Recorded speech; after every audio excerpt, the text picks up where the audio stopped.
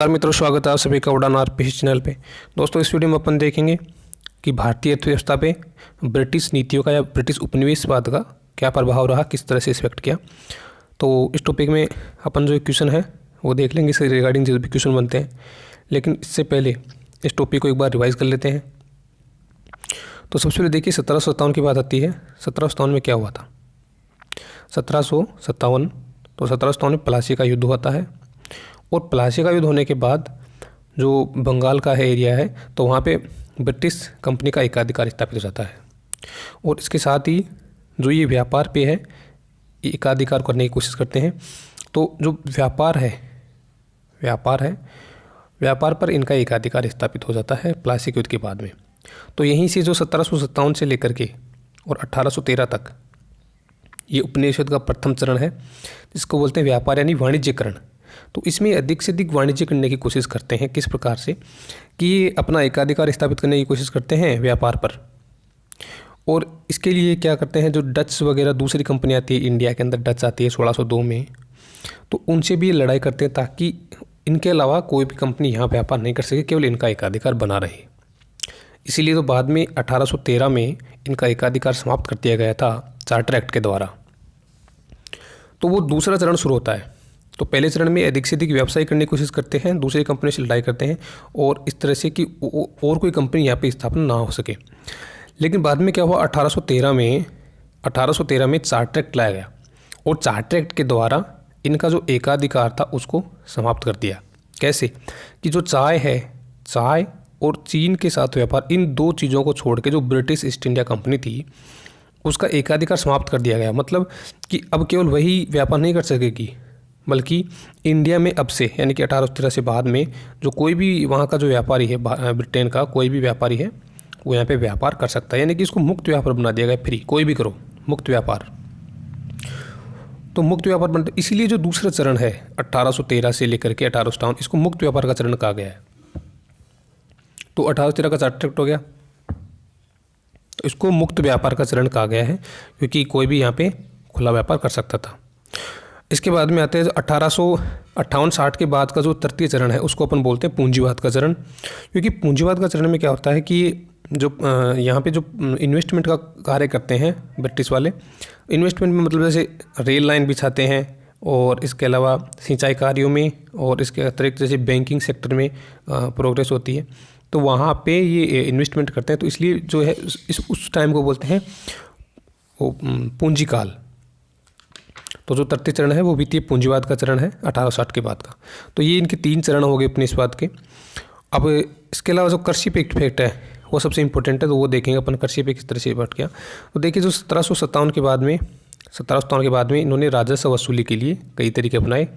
तो उनमें सबसे पहले जो है 1772 भू राजस्व के लिए इजारेदारी व्यवस्था की शुरुआत हुई थी। वॉरेन हेस्टिंग ने इजारेदारी व्यवस्था की शुरुआत की थी 1772 में।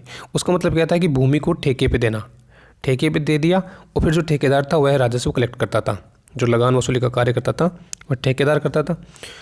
तो वह वसूलता था लगान, और फिर बाद में कंपनी देता था।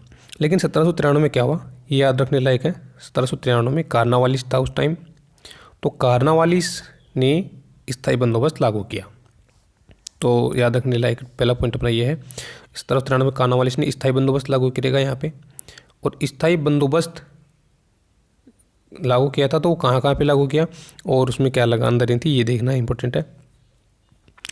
तो देखिए जो स्थायी बंदोबस्त था 1793 में लागू हुआ, और ये बंगाल, बिहार, उड़ीसा 3 जगह पे लागू किया गया था इसे।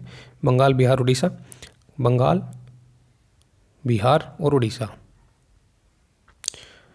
ये 3 जगह याद रख लीजिए। और भारत का इसमें कितना क्षेत्रफल कवर था, तो इसमें 19% क्षेत्र भारत का इसमें कवर था स्थायी बंदोबस्त में। तो इसमें क्या हुआ था, सबसे इम्पोर्टेंट चीज़ कि जो ज़मींदार थे उनके साथ ये व्यवस्था लागू की गई थी। उनके ज़मींदार क्या करते थे कि जो कृषक खेत में काम करेगा, तो ये उनसे राजस्व वसूली करते थे ज़मींदार लोग। बाद में ज़मींदार जो है कंपनी को राजस्व एकत्रित करके देते थे। तो ज़मीन का जो मालिक है यहाँ पे ज़मींदार को बना दिया गया था। तो इससे क्या फ़ायदा हुआ कि भविष्य में ये ज़मींदार वर्ग है वो इस तरह का वर्ग बना कि बाद में जैसे क्रांति हुई तो इन लोगों ने इनको सपोर्ट किया ज़मींदार, तो इससे उनको फ़ायदा भी हुआ था अंग्रेज़ों को। लेकिन ये व्यवस्था इनकी फैल हो गई थी, इतनी सफल नहीं रही। तो उसके बाद में रेतवाड़ी व्यवस्था आती है। तो रेतवाड़ी व्यवस्था कब लागू की और किसने लागू की? तो देखिए, एक तो थॉमस मुनरो ये नाम याद रखना है। दो व्यक्तियों का नाम है इसमें, थॉमस मुनरो और दूसरा नाम है कैप्टन अलेक्जेंडर रीड। तो कैप्टन रीड अपने को याद रखना है, कैप्टन रीड। इन्होंने ये लागू की थी 1820 में। कौन सी व्यवस्था? रेतवाड़ी व्यवस्था।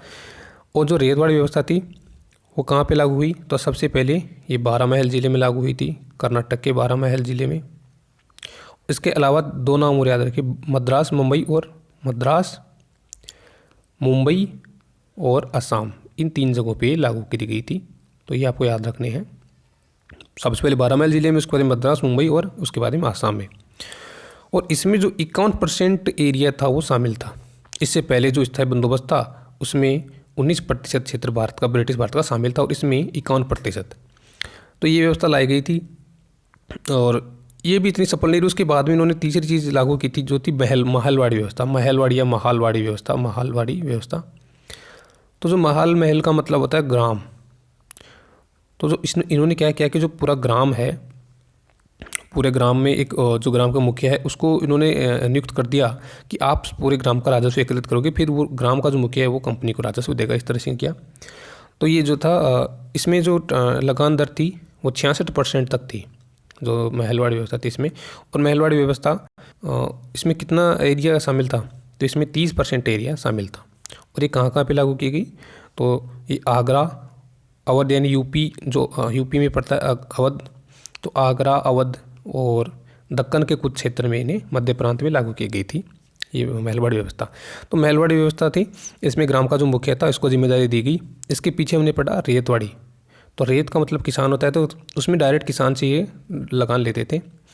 और उससे पहले अपन ने पढ़ा स्थायी बंदोबस्त। तो उसमें ज़मींदार जो था उसको महत्वपूर्ण बनाया गया, ज़मींदारों से लगान वसूलने की जिम्मेदारी उनको दी गई थी।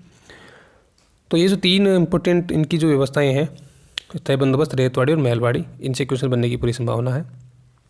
एक चीज़ और है औद्योगिकरण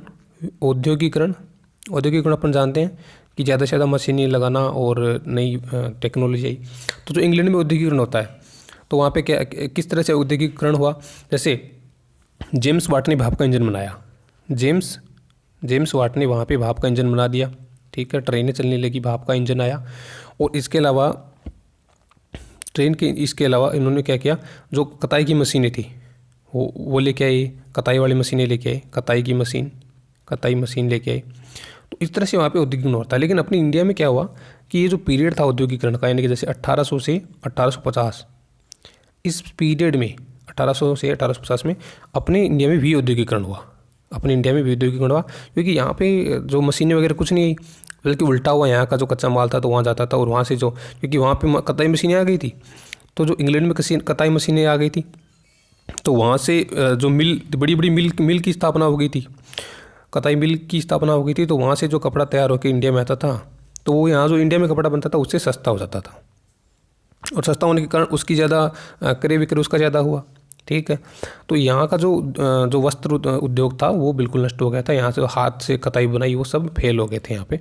तो इसलिए इस जो ये पीरियड है 1800 से 1850, इसको भी औद्योगिकरण का चरण कहते हैं। अब ये तो हो गई इंपॉर्टेंट चीज़ें, कौन सा है। इसके अलावा जो ट्रेन का उन्होंने जो तृतीय चरण आता है वित्तीय पूंजीवाद, उसमें डलहौजी के टाइम पे जो रेलवे की शुरुआत हुई थी 1853 में मुंबई से थाने।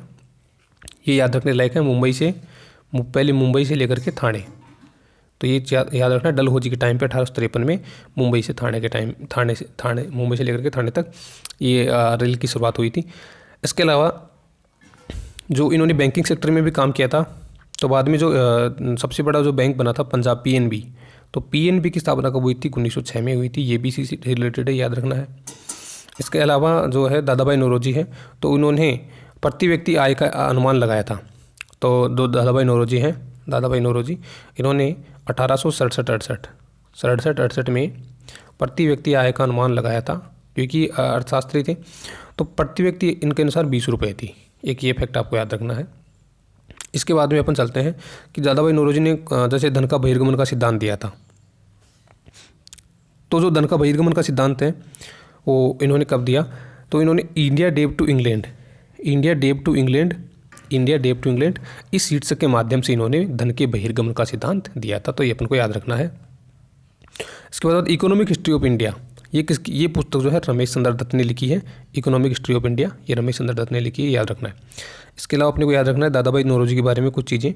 देखिए दादा भाई नौरोजी ने poverty and un British rule in India, ये 1867 में इन्होंने पब्लिश की थी। ये एक निबंधात्मक पेपर थे कुछ। और the wants and means of India ये 1870 में, और on the commerce of India 1871 में। तो ये अपने को याद रखना है। पावर्टी एंड अन ब्रिटिश सबसे इंपॉर्टेंट ये है, पावर्टी एंड अन ब्रिटिश, इसे काफ़ी और क्वेश्चन आता है 1867 में दादा भाई नौरोजी ने। इसके बाद the wants and means of India 1870 में, और on the commerce of India ये 1871 में, ये आपको याद रखनी है। इसके अलावा जो रमेश चंद्र दत्त की है Indian economic history of India, ये रमेश चंद्र दत्त की, तो अपने को ये याद रखनी है। तो इसके बाद में तो कुछ क्वेश्चन देख लेते हैं अपन। जैसे स्थायी बंदोबस्त किससे किया गया था, तो स्थायी बंदोबस्त था जमींदारों से किया गया था, अपने को पता है। बंगाल, बिहार, उड़ीसा में लागू किया गया था। इस्तमरारी बंदोबस्त किसने लागू किया, तो लॉर्ड कॉर्नवालिस ने 1793 में लागू किया था, अपने पढ़ चुके हैं।